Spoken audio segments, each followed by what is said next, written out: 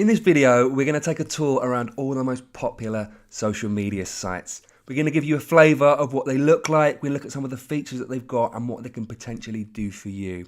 And we're going to start right here on Twitter, because I think Twitter is probably the most important site for the NHS. And we'll get straight into it. You can see straight away in the middle here, we've got your Twitter feed. In your feed is where you're going to see posts from all the people that you follow, and you can scroll down miles to your heart's content to see all the posts from people that you follow. The next key thing you need to know is obviously how to tweet when you're in Twitter. So to tweet, you click on this big button up here and you get the text field where you can type in up to 280 characters, and you can support that with images or videos, with GIFs, with polls, and you can let people know where you are. So that's how you compose a tweet. And that tweet will then be shown on the feeds of all the people that follow you. We'll talk more later on about how we actually craft a really great tweet. So here you can see all the people that are following you. You can see all the people that you're following, and you can see how many tweets you've done over time. Just below that, we've got another key feature of Twitter, which is its trends. And here you can see a list of all the topics that are most popular in that region at that moment. So I have my trends set to UK, but you could put them to a particular area. And I can see that right now, the most popular trend in the UK is snow. So I get to click on that link and you can see all of the most popular tweets that are related to UK snow. And of course, you can see lots of other trends there. So you could click on Wednesday Wisdom and see all the tweets related to that. So the next thing you might want to know is, how do you actually follow people that you're interested in and see what they've got to say? And to do that, you just need to use the search box up here. So you can search Twitter. So one of my favourite people is Gary Lineker on Twitter. He's great value. So you can search for Gary Lineker. You can click on his profile. And you can see here I'm already following him, but you just click on that button in order to follow him. You could also tweet to Gary if you so wished, and obviously from here you can see all of his posts. But now I'm following Gary, potentially his tweets will be seen in my feed. The other great use for search is to search for things that you're interested in and to keep your finger on the pulse. So you can type in things like NHS, click return, and you'll see the most important and popular tweets about the NHS at that moment in time. So you can scroll through there, and again in your feed will be shown all those tweets related to NHS. You could also search for things like your organisation name. So in my case, I could search for NHS Elect, and I'll see all the tweets that are related to NHS Elect, the most important ones at that time. Just before we go, we'll look at some of the other things that you can see on your screen. So you can see messages here. They are direct messages that you can send to people that you follow and that follow you back. You can exchange direct messages. Notifications is where you can see people that have retweeted your posts or liked your posts or commented on your post. They'll all be shown there. You've got moments, which is the Twitter equivalent of stories in Instagram. We're going to talk more about that a bit later on in the video. And you've got your home screen, which takes you right back to your account.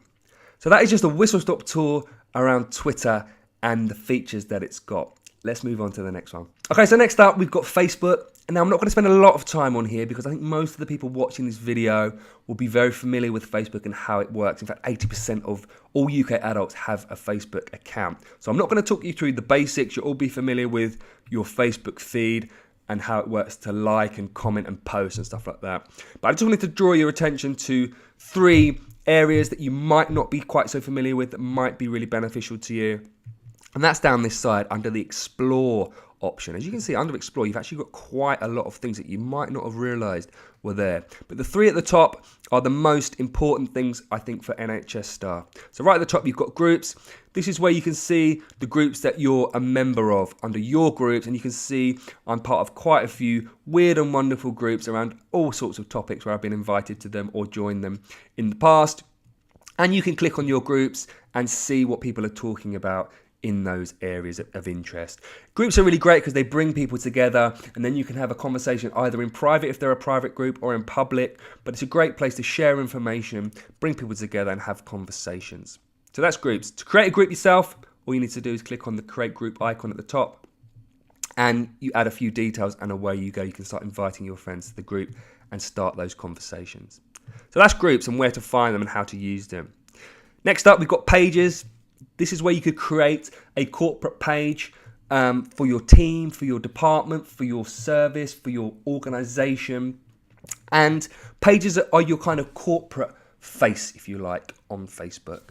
Really easy to create. Again, you just click up this button, create page up here, and you can select a business or brand or community or public figure. In your case, it's most likely to be this one. You get started, ask you for a few details, and again, away you go. That's where you can start posting your content about your service, essentially. So that's pages. The other key thing that you might want to know about is events. Now, events has been around for a long, long time. You've probably all been invited to events in the past. But if you wanted to create an event, perhaps for a new service launch or for an anniversary of a service, for example, you can click the create event button here. You can say whether it's private or public, and then you can give it a few more details and start inviting your friends and so on. So, there are 3 key features of Facebook that not everybody knows about that could be really beneficial for you and your services. Let's move on to the next one. Okay, so the next site I want to take you through is Pinterest. Pinterest is actually a really popular site, particularly amongst women. My wife actually loves Pinterest, and she started planning our wedding using Pinterest long before we even got engaged. So it's a really great site where you can basically find and share information that is going to be useful to you or to other people. For example, let's get straight into it. You can use this search box up the top. And so you can see here, one of the searches that she did, personalized wedding favors. You can click on that and you can then see lots and lots of ideas for personalized wedding favors. And they really do go on for ages and ages. You can look at lots and lots of resources. Now, if you're interested in something, you can save it. You can pin it effectively to your pin board, hence the name Pinterest. You can click on to find further information. You can download the image and so on. But basically, it's a way to find great ideas and resources and information that you think might be useful around a certain topic. So again, let's go to the top. We use the search box and we can look for NHS. And again, you'll find all kinds of pins that might be interesting to you that you might want to use or save for future reference. So basically, it's a way to save and collect information that is useful around a certain subject. Now, you might be thinking, how can this be useful for the NHS? Well, you can see some examples here. These are done by NHS Choices of pins that they put out there for people to look at around exercises and workouts.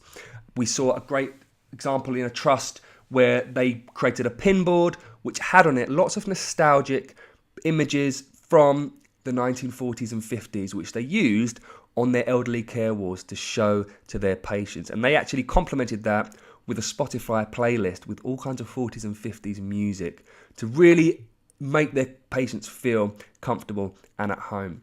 So there are actually quite a few ways we can be using Pinterest, and either way, it's good to know what exists out there and the kinds of sites that you could be using. So that's a quick tour around Pinterest. Let's move on. I couldn't really take you on a tour of social media sites without taking you to YouTube. Now, again, many of you are going to be familiar with YouTube, so I'm not going to spend a huge amount of time on here, but I just wanted to give you a flavor of what it could do, particularly if you want to start creating some of your own videos. So the basic of YouTube is that you can search for all the different videos that exist in the world. So you can search, you can see here Social Media Revolution, which is the video that you will have seen in section 1. And you can search for anything and everything. So if we were to search for NHS, you can see all the most popular videos related to the NHS at this moment in time. But if you want to actually create videos, you need to come and create an account. And that's very, very easy to do. You can just set up an account, follow a few simple instructions, and then you'll be able to access all of the other features and your Creator Studio. So if we just go and have a look into our Creator Studio, the NHS Elect Creator Studio, this is where you can upload, amend, edit, change all of your videos. So let's just wait while this loads up. And here we go. Here is our Creator Studio. And you can see some of the recent videos that we've uploaded.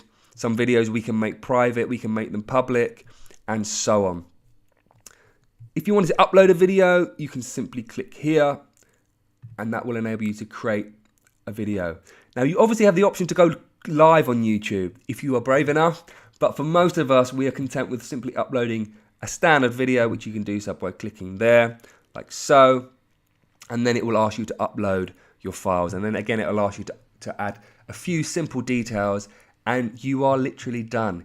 It's within 5 minutes, you can have uploaded a video to YouTube that is available for people to see. So that is the real basics of YouTube, what it looks like, how to access your studio so you can start uploading videos. Okay, so we're on LinkedIn now, and this is going to be the last site that I'm going to take you through.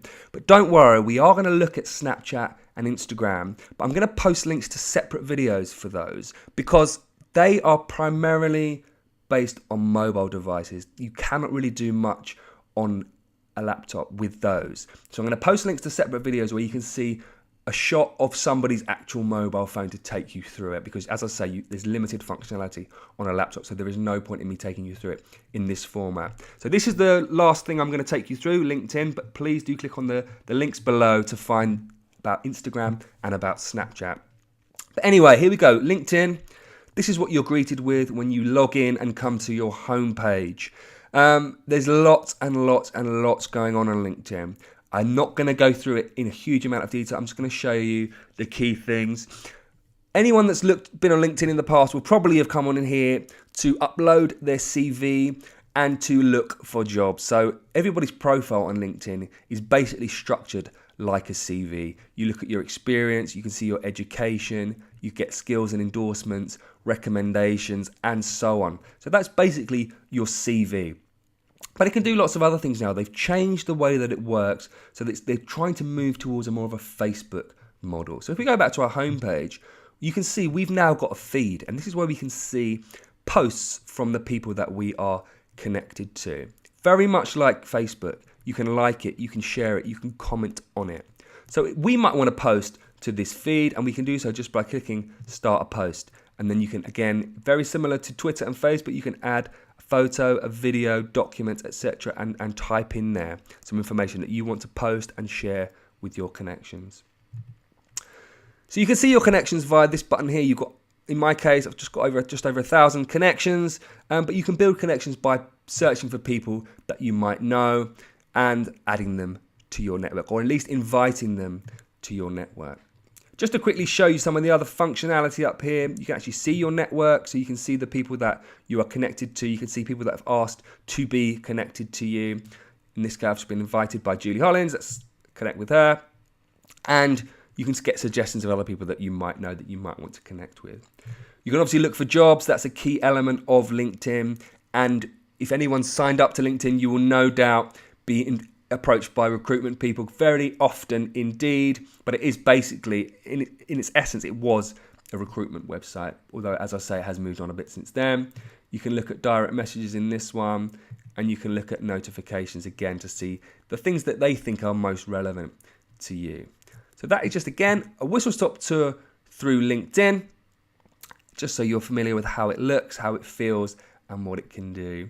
So that's where I'm going to leave you. I'm going to finish with that. But as I say, please do click on the links below to find out more about Instagram and Snapchat and find out how those sites work. And I'll see you in the next section.